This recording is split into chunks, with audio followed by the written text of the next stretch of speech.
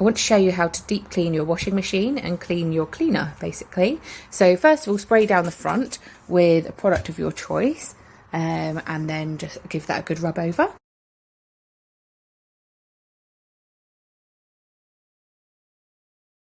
This area can get mouldy, so just make sure you get in there and give that a good clean.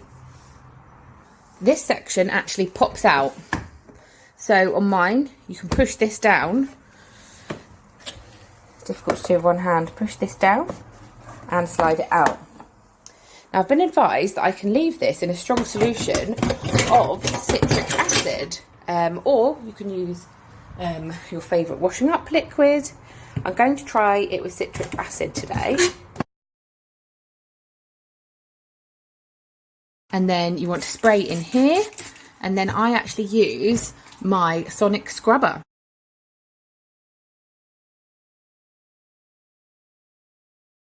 You may have been wondering why I've got this old stained towel on the floor, and that's because I'm going to empty this. So this should be done every so often, and lots of water will come out, so make sure you have got a towel down.